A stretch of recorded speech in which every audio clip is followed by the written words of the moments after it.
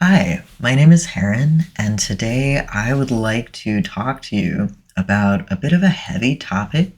So I'm going to try my best to create a safe, comfortable environment where we can have this discussion. Today, I'd like to talk to you about fear, about some of the things that have been going on in the world, and how they make us feel. First, I'm going to share a little anecdote from my own life about a year and a half ago that influenced the way I think about fear. It was January 2025 when I visited my then girlfriend out in LA for the holidays. I had just gotten done celebrating New Year's with him, and we were having a great time. We got back to our hotel in Anaheim, and suddenly the world was on fire. The whole city of LA erupted into a series of wildfires that were very difficult to contain, and for 4 days straight, we barely slept. We were glued to the television, watching to see whether we needed to evacuate her family. The skies turned red and black from the smoke and the flames, and even from our hotel south of the city, we were coughing because of the smoke coming through the air vents in the hotel room.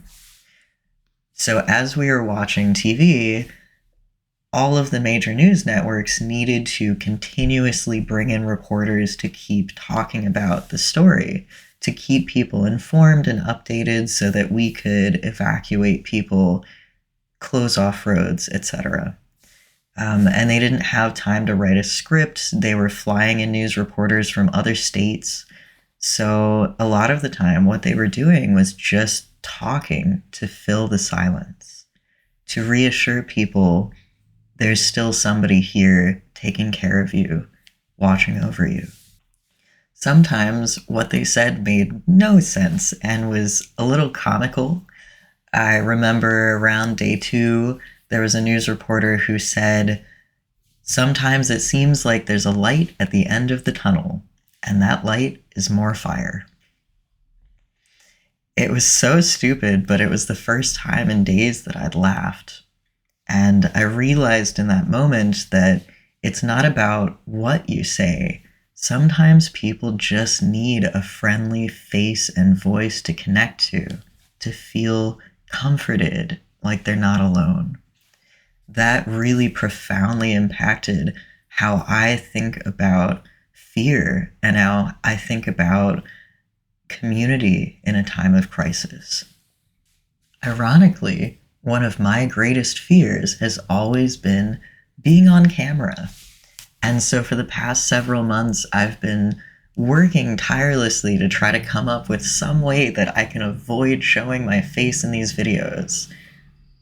But I feel like that personal fear really pales in comparison to what's been going on in this country. In the US, over the past year or so, we have watched our neighbors be dragged from their homes and have to flee the country. We have watched industries collapse suddenly without warning and watch the rise of terrifying new technology and the loss of allies, the loss of our economy. It has been terrifying and devastating.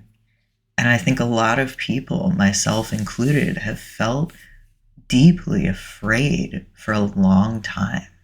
Sometimes people ask me, "What do you do when it hits you?" And my response is that I try to remind myself that we are all of us, alive today because our ancestors survived some of the most horrifying paradigm shifts in all of history. Wars, famines, natural disasters. We are all here because we come from a long line of survivors. The human race is incredibly adaptable. We can adapt to nearly any situation, but the problem is, in order to hit that point of adaptation, in order for us to be ready to take the next step, we have to stop holding on to the past. We have to acknowledge that things are not going to go back to the way they were. Things are going to keep changing. We are going to need to adjust to a new future, an unknown future, and that is the most terrifying part of all of this. Fear of the unknown can bring out the worst in us. Fear of social chaos can make us very afraid of strangers on the street. How can you step aside from your own chaotic life and take the time to worry about a stranger when you're afraid that that stranger might be hateful toward you? There is an endless supply of fear for you in the world right now. There is an endless supply of doom on social media and in the news. There is an endless supply of anger and hostility, and it is easy to get sucked into your own little bubble and want to hide and wait it out. But my friends, that is why I'm here talking to you today. That is why I feel like now is the time for me to face this fear of mine, this fear of cameras, because I think the world needs people to speak. And not just to speak of hope and joy. I need to speak to you today about these emotions so that we can learn how to tackle them together. How do we break this cycle of fear? I look around me and I see all of these fires burning, and I realize that I might not be one of the brave firefighters out there putting them out. I may not be a pilot who can fly overhead and drop water. I may not be a first responder saving people's lives. But what I can do, what I know I can do, is I can speak to you in a calm, reassuring tone, and I can show up for you every week. It is very human to feel afraid right now. It is very human to feel on guard. And I am not here to tell you that you need to instantly let your guard down, that you need to trust every stranger. Now is not that time. But what I do want to tell you is that you can survive this just like all of your ancestors before you. That I will be here to talk to you every week and remind you there are still people putting out these fires. There are people all around you working very, very hard to try to make the world a better place.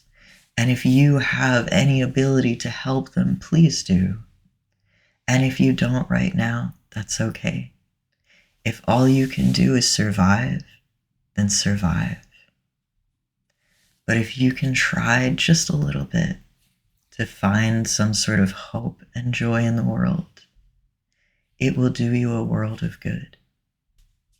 Because your fear is not a lie, but that paralyzing anxiety that keeps you up at night, that makes your heart pound, that convinces you all is lost, that part is the lie. We are going to make it through this because you have warriors deep in your bones ready to come out and protect you. We are going to face this fear together, hand in hand. We are going to weather this storm, and we are going to survive as we always have. It's okay to be afraid right now. I will sit with you, and I will try my best to remind you every week that there are people out there doing the work. There are people out there putting out the fires. And until those fires are out, let's continue to talk. Let's continue to face our fear together.